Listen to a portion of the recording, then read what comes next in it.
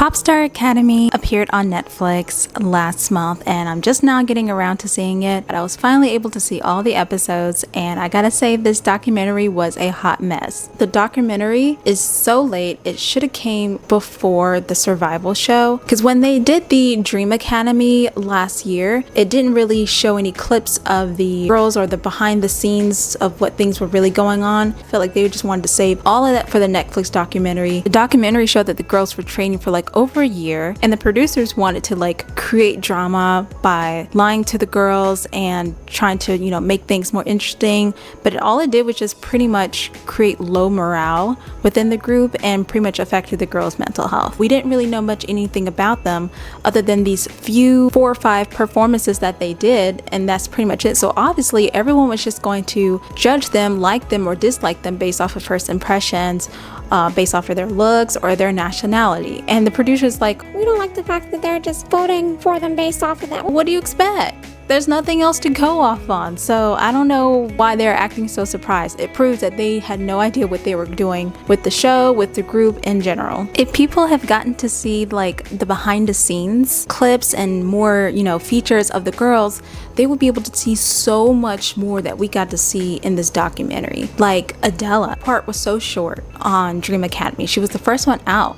But looking at the documentary, you get to see like how hard she was working, how she was like a favorite amongst the members and the executives. Like she was like at the top and she just, you know, was helping people to get better. And then like all of a sudden she's voted first off on the show just based off of popularity, which is so dumb because she literally dropped out of high school just to participate in this show. And then you get to know more about like Emily, how amazing of a dancer she is. You don't really get to see during Dream Academy because she's just basically doing covers, but the dancing she was doing during training was fantastic. And then about Elia, I'm not sure if I'm saying that right. She was a refugee living in Spain and basically left all of that behind her thinking that this was going to pay off for her family. She had a lot riding on this experience. She has a really amazing voice too. And not like that, but Naisha, who didn't even get to make it to Dream Academy, she was a really good hip-hop dancer on the show and she had really good friends as well. And then after her getting kicked off the show last minute, she had basically nowhere to go. So basically a lot of these girls have made some real life sacrifices. Everyone except Manan. The executives definitely liked her from the start and had a favoritism for her, and it shows. They kept justifying how she's needed and how she has the star quality. I'm sorry, what? She's not a dancer and she's not a singer.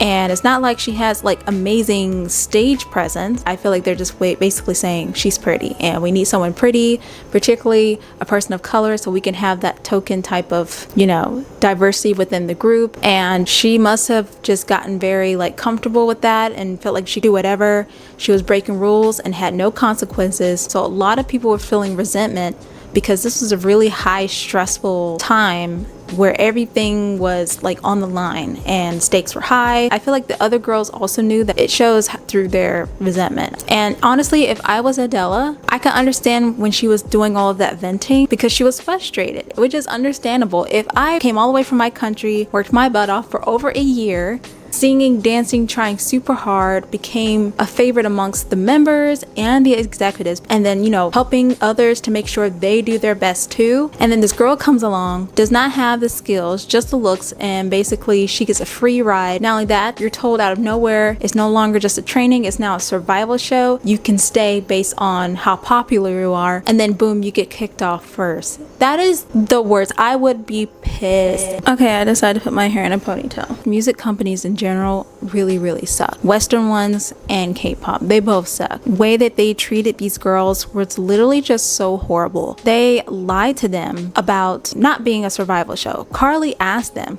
is this going to be a survival show? And they told her no. And then turns around and tell them, oh yeah, it's going to be a survival show. Like, that is so shady beyond belief.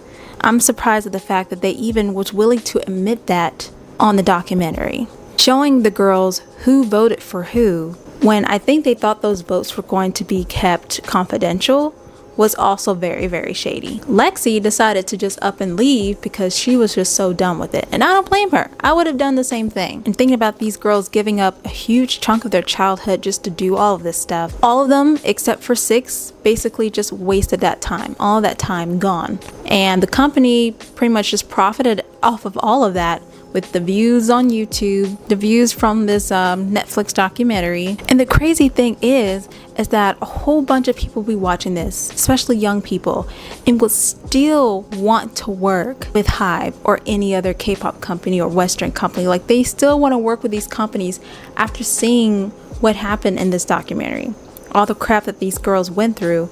And if someone told them you want to audition for HYBE, they'll be like, yeah, because everyone just sees the money and the fame. Working in the entertainment industry, K-pop and in America, these companies are horrible. They're greedy, they're exploitative, they're malicious. A lot of people were turned off by how there was a lot of negativity in the documentary, but I'm like, that's real life. That's what groups go through. And this is only just a little teaspoon. You can look on YouTube and see so many video essays exposing the horrible reality of the K-pop industry and what people go through all the time. Well, the one thing though I felt like what the documentary showed in the survival show part was how it sort of like ruined the whole part of like working hard to be in the group, because at least 2 members were basically picked to be in no matter what.